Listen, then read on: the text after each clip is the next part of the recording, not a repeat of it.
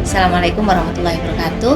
Saya dengan nama Ibu Saidatul Mufidah. Di sini saya punya amanah, yaitu menjadi pendamping BK siswa-siswi SMA Negeri 3 Malang kelas 10. Selanjutnya, Kenny.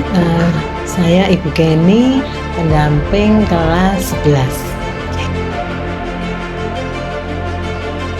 Mungkin saya jawab dulu ya, karena mungkin saat ini permasalahan itu sedang terjadi di kelas 10 ya. Kalau kesenjangan secara ekonomi itu pasti ada karena sistem kita ya, sistem kita ada zonasi, kemudian ada juga dari afirmasi tidak mampu ya. Tidak mampu itu juga ada bermacam-macam, ada yang anak buruh, kemudian ada juga yang memang dari tidak mampu ya, keluarga tidak mampu. Nah, kalau permasalahan yang selama ini kita dapatkan di awal ya, biasanya itu penyesuaian permasalahan itu muncul di awal mereka menjadi siswa baru. Jadi di situ akan ada penyesuaian ya. Penyesuaian itu ada dua. Penyesuaian sosial ya, kemudian ada juga penyesuaian akademis. Nah, permasalahan ini yang sering muncul bagi anak-anak yang memang dari latar belakang tidak mampu, tapi tidak mendominasi gitu ya, tidak mendominasi karena ini hanya sebagian saja. Sebagian anak-anak yang tidak mampu secara ekonomi itu tetap bisa beradaptasi secara sosial maupun beradaptasi secara akademis. Ya, kalau fasilitas di SMA 3 itu tidak ada pembeda ya, semua tetap anak mau yang mampu dan tidak mampu itu tetap mendapatkan fasilitas yang sama. Cuman karena sistem sekarang itu semuanya serba sentral ya, dari aturan-aturan itu semuanya dari provinsi, sehingga kita tidak bisa mandiri ya, tidak bisa mandiri untuk membiayai mungkin pendukung daripada akademis, dan itu ada solusinya, yaitu solusinya adalah mungkin subsidi silang. Ya, jadi orang tua yang mungkin tidak mampu secara pembiayaan itu akan disubsidi oleh orang tua yang mampu. Jadi itu sukarela. Seperti itu, Mas. Ya, ini saya akan yang coba menjawab. Jadi kan ini kesenjangan ekonomi, kemudian hubungannya dengan kualitas pendidikan ya. Ini bisa dilihat dari seperti ini contohnya, Mas. Kalau anak-anak yang punya uang, mereka bisa ikut bimbel, ya kan? Bisa les di sana sini, atau mungkin mendatangkan guru privat ke rumah gitu ya untuk belajar. Nah, sementara anak-anak yang tidak mampu itu jangankan untuk bimbel gitu ya, uang saku aja 5.000, 10.000 tuh masih ada di sini. Bahkan ada yang tidak membawa uang saku juga ada gitu. Nah, jadi tapi begini, Mas, tidak selalu yang miskin itu terus bodoh gitu, enggak gitu. Justru di sini itu enggak signifikan banget gitu ya. Jadi yang miskin tapi tetap pinter itu juga banyak gitu. Nah, kemudian juga tim BK itu bekerja sama dengan kesiswaan, dengan Wakahumas, itu beberapa siswa yang dalam kategori kurang mampu itu memang dicarikan beasiswa ya, Bu. Iya. Ada yang dari PLN, ada yang dari BSI, ada yang dari alumni, ada yang dari, kalau Bu Ulfa ini koordinator BK kami, Bu Ulfa ya, itu ya juga mengupayakan dari beasiswa perintis seperti itu. Jadi tidak selalu yang miskin itu nanti nggak pinter gitu, enggak ya, tapi ada kasus-kasus itu ada, udah miskin nggak pinter gitu. Tapi itu tantangan, Mas, tantangan kita. Kalau yang selama ini kasus yang kita tangani itu memang ada beberapa ya, ada beberapa. Ini pengaruhnya seperti yang saya katakan di awal tadi, yaitu pada ini kemampuan adaptasi sosial ya. Kalau salah satu siswa misalkan itu dari latar belakang ekonomi tidak mampu, kemudian masuk di SMA 3 yang mungkin kan macam-macam ya, anak di sini yang masuk itu macam-macam. Yang pertama memang untuk akademisnya tinggi ya. Kemudian kalau mungkin akademisnya tidak terlalu tinggi ya, itu mereka dari keluarga yang mampu.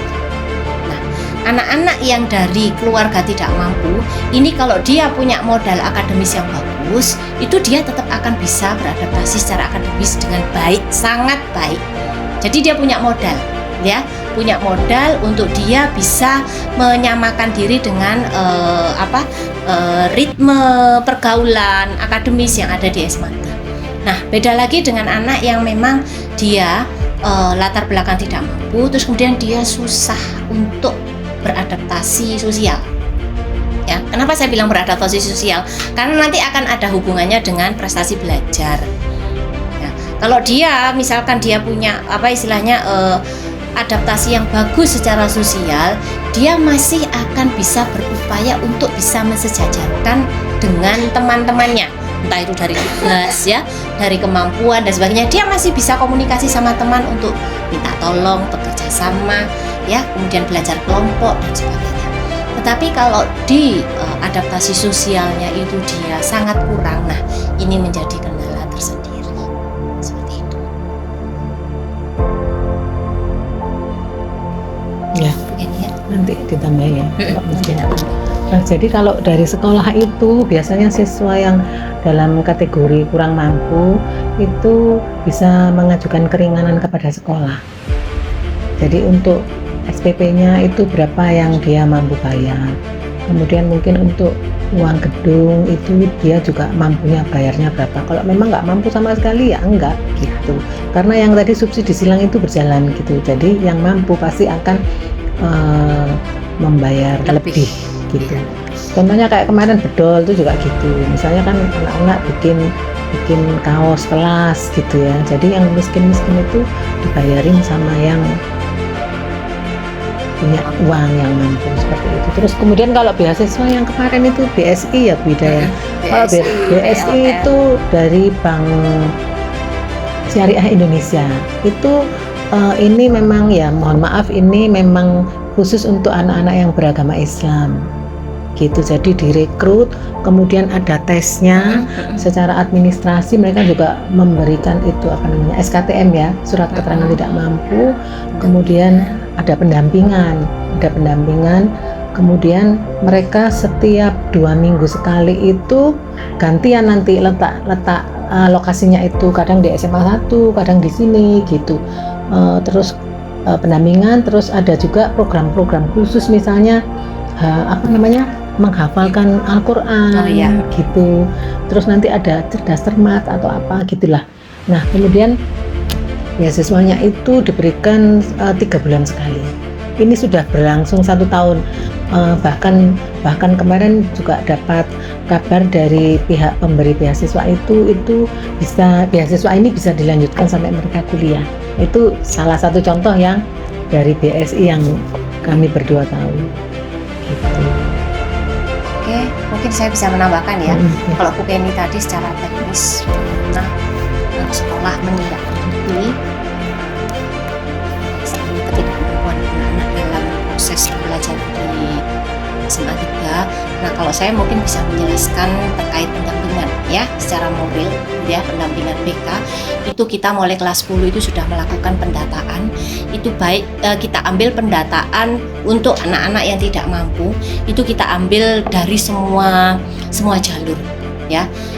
Anak-anak yang misalkan dia punya masuk di jalur prestasi akademik maupun non akademis, ini pasti juga ada siswa yang tidak mampu. Cuman mereka memakai prestasi mereka untuk bisa masuk ke SMA 3 gitu ya. Nah, jadi rata Mas, kita mendata anak-anak yang tidak mampu dari semua jalur. Nah, kita kumpulkan, kita analisa,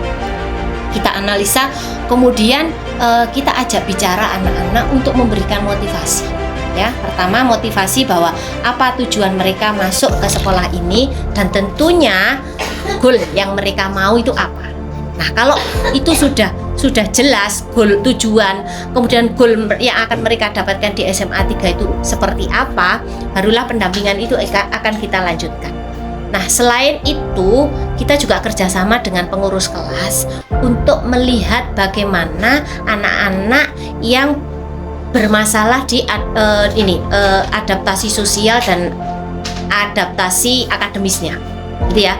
Ini tetap ada hubungannya dengan ketidakmampuan tadi ya, karena nanti mungkin adaptasi akademis bisa jadi karena kemampuan, gitu ya. Tetapi kita fokus nanti mungkin ada juga yang dari yang tidak mampu, sehingga selain daripada perekonomian yang kita bidik, itu juga kemampuan yang kita lihat juga. Di sini nanti kita akan buat program-program khusus setelah dapat laporan dari pengurus kelas untuk kita bisa dampingi secara intensif. Mungkin hanya dengan anaknya saja, tergantung kasusnya. Kalau diperlukan juga kita akan panggil orang tuanya. Karena apa? Untuk anak-anak seperti ini yang mungkin dari latar belakang tidak mampu, tetapi kurang di akademis dan di sosialnya, ini kita perlu kerjasama dengan orang supaya bisa memunculkan motivasi mereka bisa beradaptasi dan menyesuaikan dengan iklim yang ada di SMA 3. Karena ini efeknya nanti ke depan supaya perjalanan akademis anak-anak di SMA 3 ini bisa sesuai dengan harapan.